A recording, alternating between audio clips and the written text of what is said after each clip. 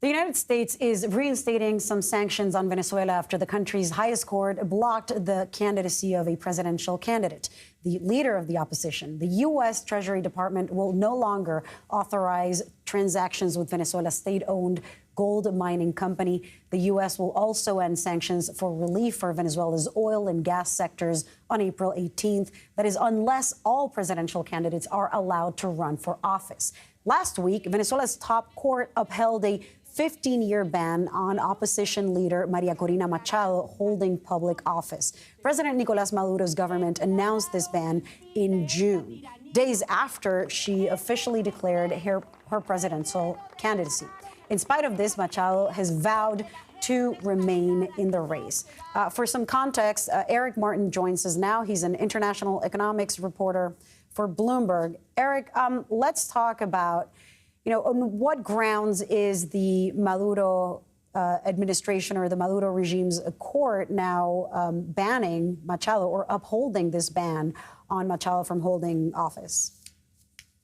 Sure, Lilia. Well, the specific cases that they're citing go back to her time as a legislator and go back to 2014, 2015, a number of years.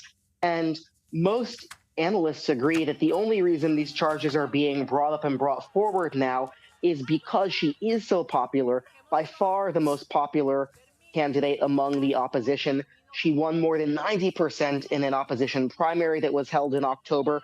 And so she represents an existential threat to Nicolás Maduro if she were to run against him in a free and fair election. And so we've seen more recent attempts to tie her to accusations about her and her aides' plots to kill or overthrow Maduro and to overthrow the government, to threaten the defense minister, just all kinds of accusations, which, of course, she denies, and really being seen by international observers as an excuse to try to disqualify her because of what a threat she presents to the ruling regime. Look, Venezuela has one of the most accelerated crises of people leaving the country, of displacement in modern history. There's more than 8 million Venezuelans who have left, a majority of them staying in countries in the region, most in Colombia. But of course, that has contributed to the crisis here at the U.S. border of so many people who are fleeing that country. Do you mind connecting for us and our audience the connection between this crisis in democracy and the crisis at the border and why the U.S. has chosen to get involved? Well, absolutely. When you speak to people from the administration, they will underline that democratic values and wanting to have a return to democracy in Venezuela are their first priority. But there's no denying that a more democratic environment there and a more stable country, a country that can offer hope to its millions of citizens, would certainly help to stem the tide of more than 7 million people who have left the country since 2015. All kinds of suffering there in terms of lack of food, lack of medicines, feeling of persecution, high inflation, some of the highest inflation in the world, and an overall feeling of hopelessness. And we see this in country after country, that the hopelessness is a big part of what makes people leave. It's something that was contributing to departures from Central America in the last decade, from countries like Guatemala, Honduras, and El Salvador.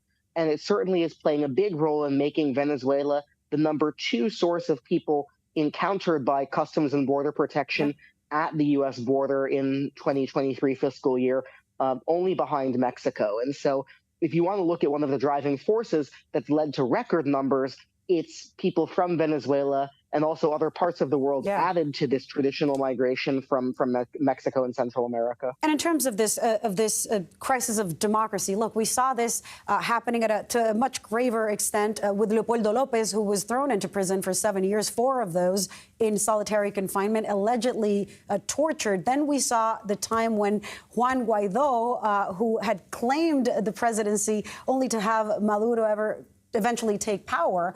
What are the hopes here that she could be restored and that somebody could run against Maduro and win?